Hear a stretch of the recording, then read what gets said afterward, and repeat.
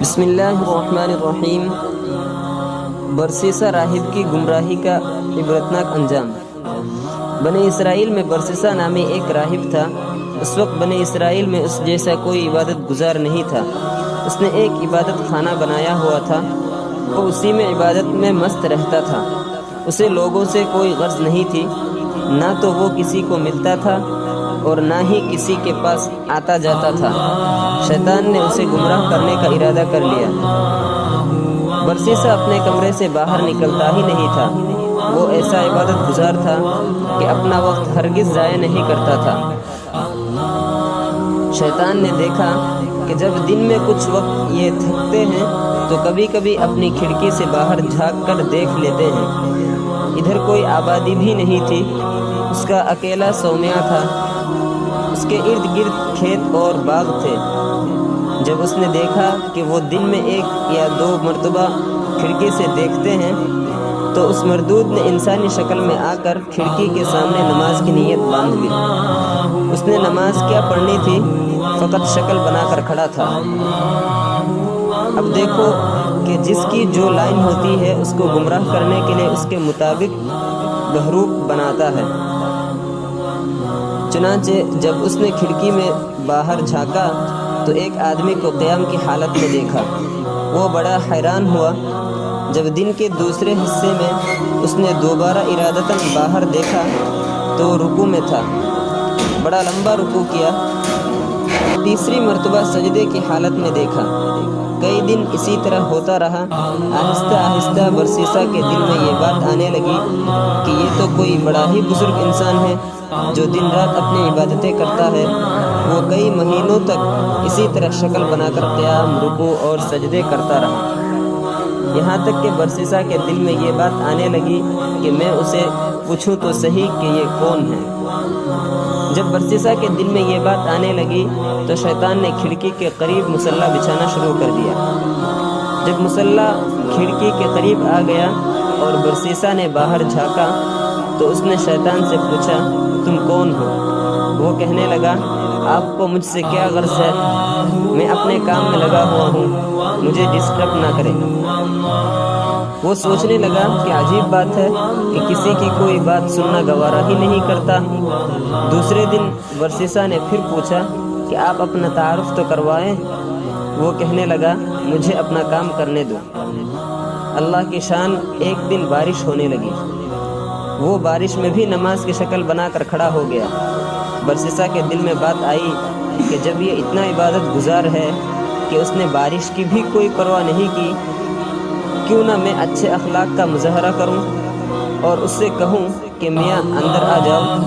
چنانچہ اس نے شیطان کو پیشکش کی کہ باہر بارش ہو رہی ہے، تم اندر آ جاؤ۔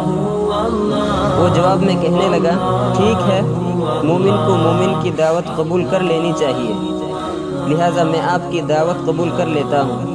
وہ چاہتا ہی یہی تھا۔ چنانچہ اس نے کمرے میں آ کر نماز کی نیت باندھ لی۔ وہ کئی مہینوں تک اس کے کمرے میں عبادت کی شکل بناتا رہا۔ وہ دراصل عبادت نہیں کر رہا تھا، فقط نماز کی شکل بنا رہا تھا، لیکن دوسرا یہی سمجھ رہا تھا کہ وہ نماز پڑھ رہا ہے۔ اس کو نماز سے کیا غرض تھی، وہ تو اپنے مشن پر تھا۔ جب کئی مہینے گزر گئے تو برسیسہ نے اسے واقعی بہت بڑا بزرگ سمجھنا شروع کر دیا اور اس کے دل میں اس کی عقیدت پیدا ہونا شروع ہو گئی۔ اتنے عرصے کے بعد شیطان برسیسہ سے کہنے لگا کہ اب میرا سال پورا ہو چکا ہے، لہٰذا میں اب یہاں سے جاتا ہوں، میرا مقام کہیں اور ہے۔ روانہ ہوتے وقت ویسے ہی دل نرم ہو چکا تھا، لہٰذا وہ برسیسہ سے کہنے لگا، اچھا میں آپ کو جاتے جاتے ایک ایسا تحفہ دے جاتا ہوں جو مجھے اپنے بڑوں سے ملا تھا۔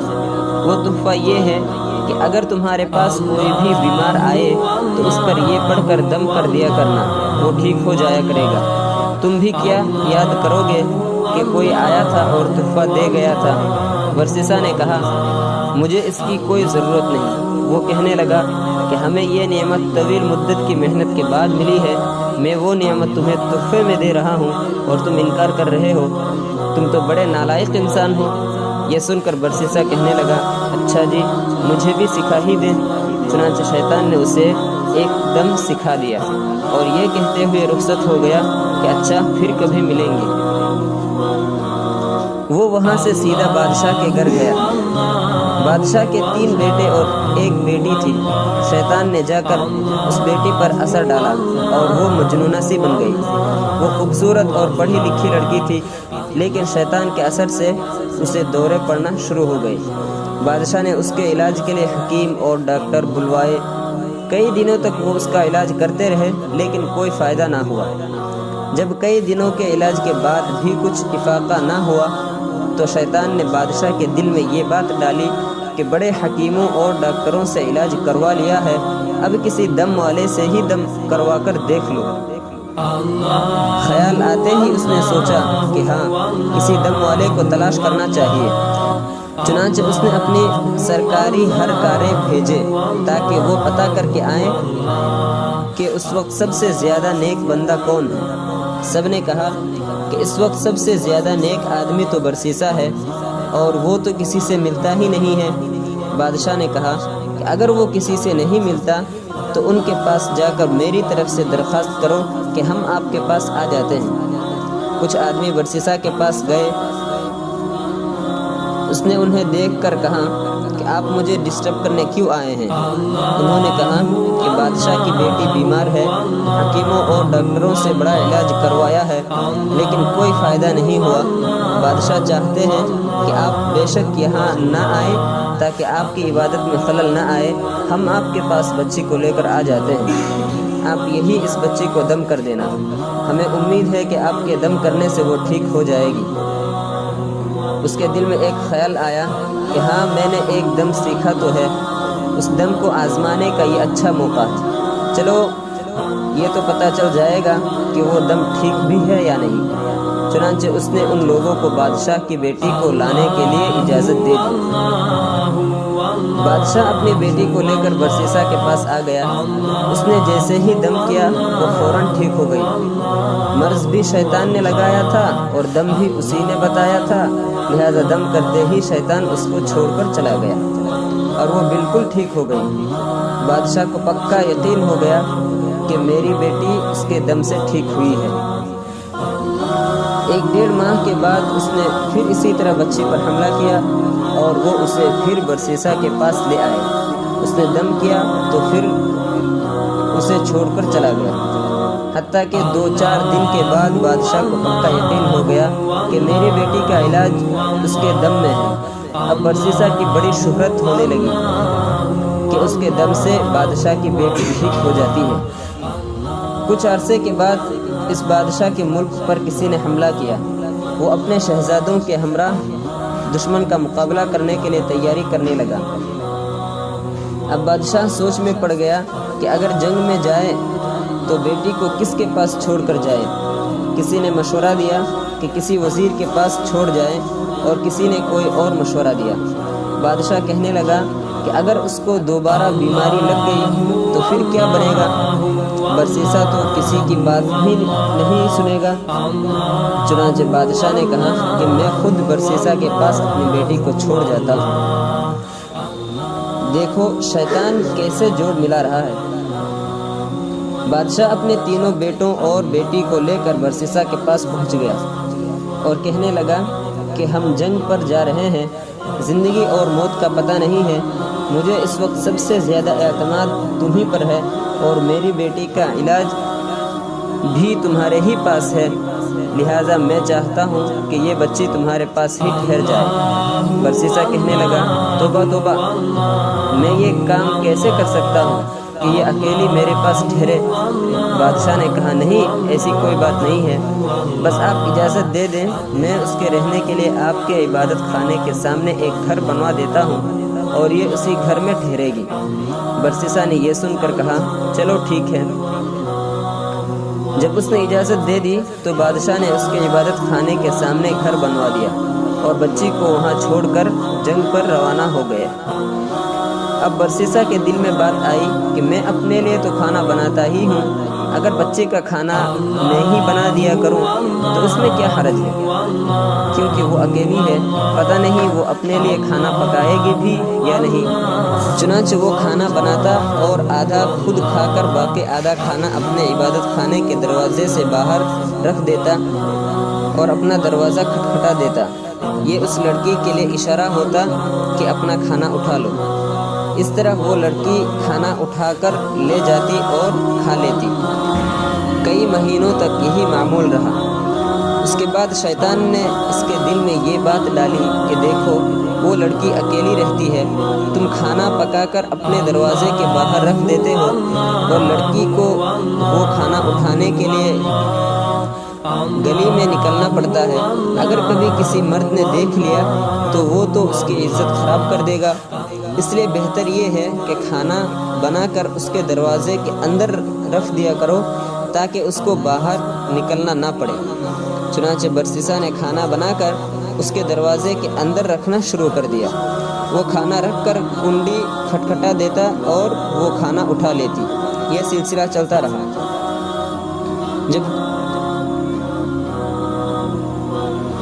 جب کچھ اور مہینے بھی گزر گئے تو شیطان نے اس کے دل میں ڈالا کہ تم خود تو عبادت میں لگے ہوتے ہو، یہ لڑکی اکیلی ہے، ایسا نہ ہو کہ تنہائی کی وجہ سے اور زیادہ بیمار ہو جائے، اس لیے بہتر ہے کہ اس کو کچھ نصیحت کر دیا کرو تاکہ یہ بھی عبادت گزار بن جائے اور اس کا وقت ضائع نہ ہو۔ یہ خیال دل میں آتے ہی اس نے کہا کہ ہاں یہ بات تو بہت اچھی ہے، لیکن اس کام کی کیا ترتیب ہونی چاہیے؟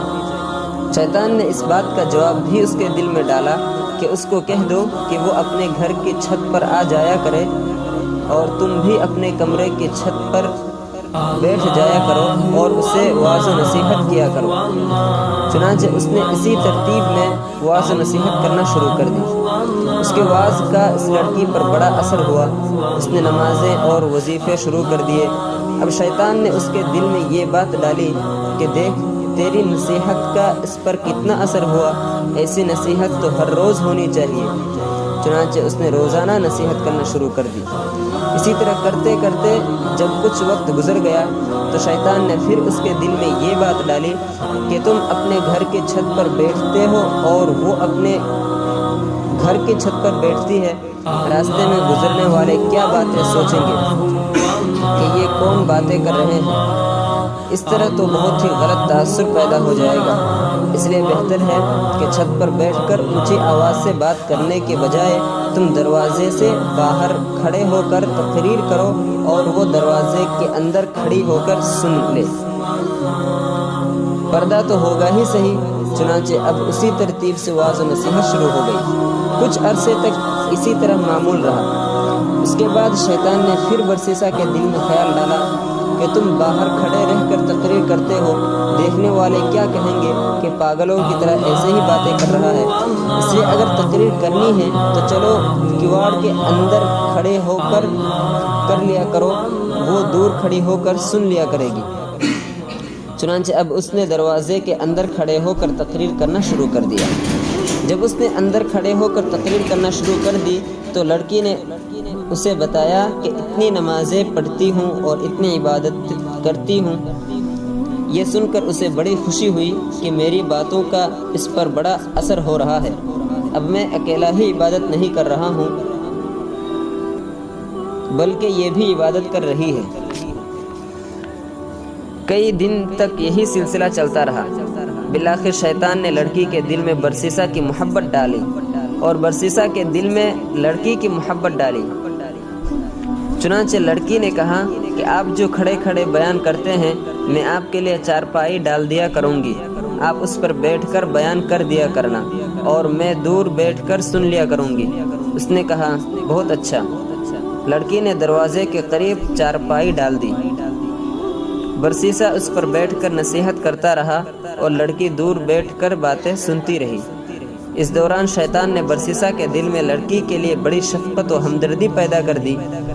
کچھ دن گزرے تو شیطان نے عابد کے دل میں بات ڈالی کہ نصیحت سنانی تو لڑکی کو ہوتی ہے، دور بیٹھنے کی وجہ سے اونچا بولنا پڑتا ہے، گلی سے گزرنے والے لوگ بھی سنتے ہیں کتنا اچھا ہو کہ یہ چارپائی ذرا آگے کر کے رکھ لیا کرے اور پست آواز میں گفتگو کر لیا کرے۔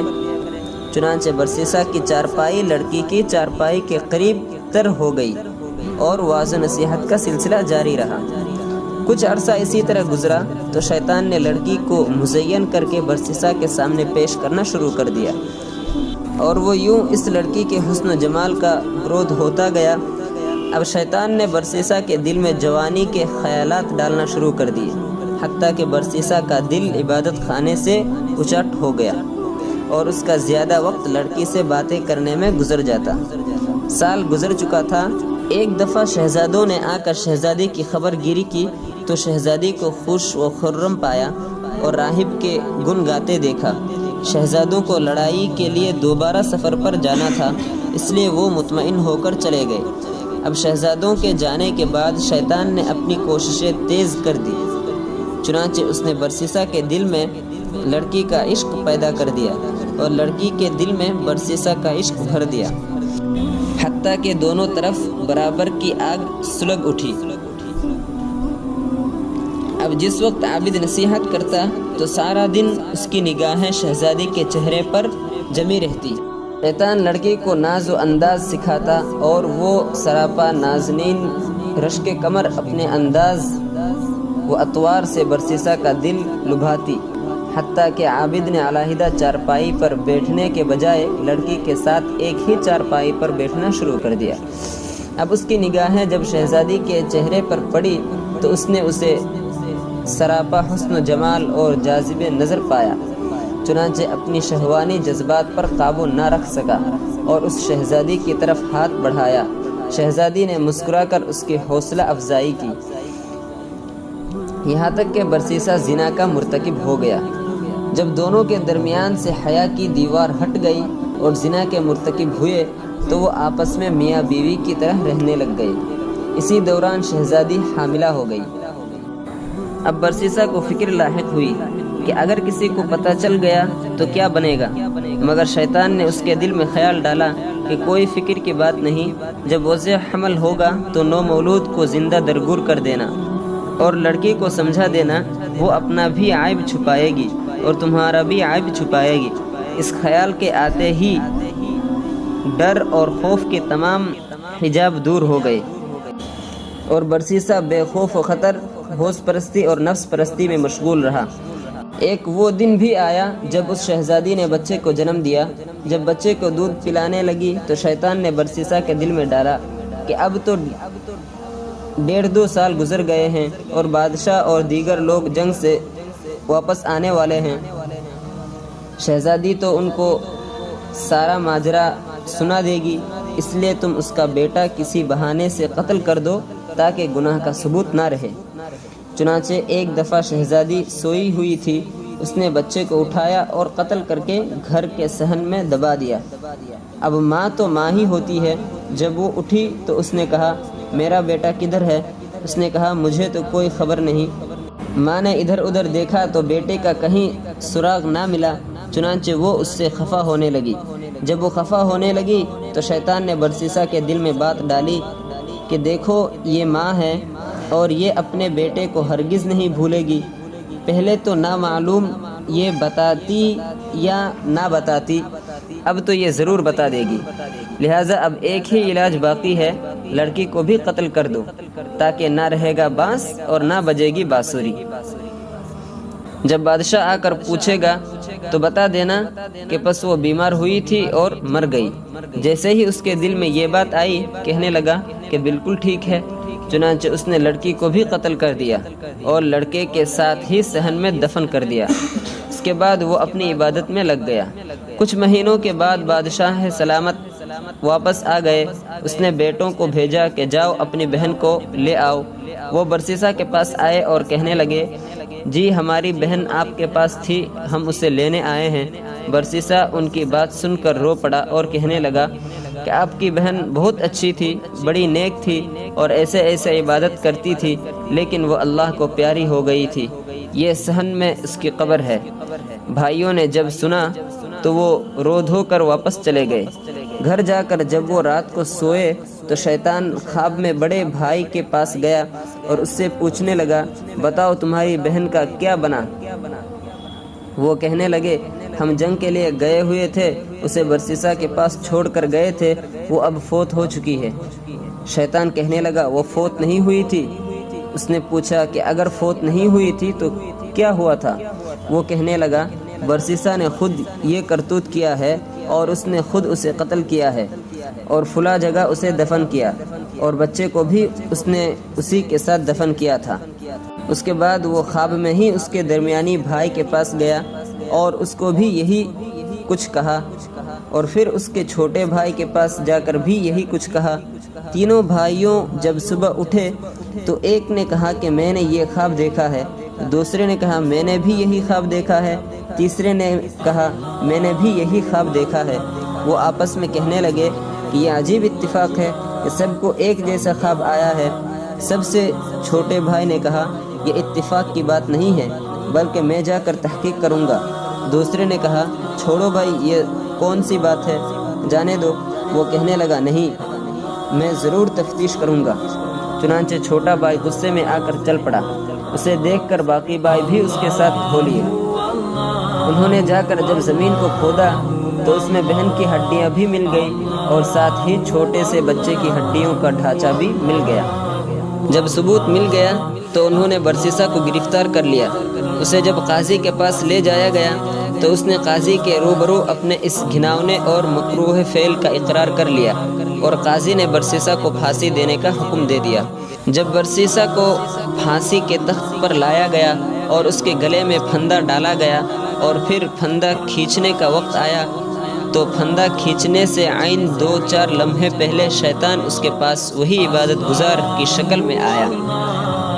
وہ اسے کہنے لگا، کیا مجھے پہچانتے ہو کہ میں کون ہوں؟ برسیسا نے کہا، ہاں میں تمہیں پہچانتا ہوں، تم وہی عبادت گزار ہو جس نے مجھے وہ دم بتایا تھا۔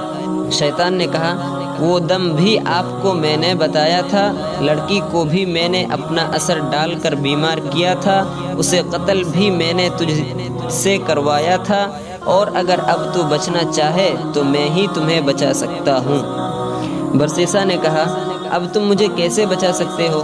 وہ کہنے لگا، تم میری ایک بات مان لو، میں تمہارا یہ کام کر دیتا ہوں۔ اس نے پوچھا کہ میں آپ کی کون سی بات مانوں؟ شیطان نے کہا کہ بس یہ کہہ دو کہ خدا نہیں ہے۔ برسیسا کے حواس باختہ ہو چکے تھے۔ اس نے سوچا کہ چلو میں ایک دفعہ یہ کہہ دیتا ہوں، پھر پھانسی سے بچنے کے بعد دوبارہ اقرار کر لوں گا۔ چنانچہ اس نے کہہ دیا، خدا موجود نہیں۔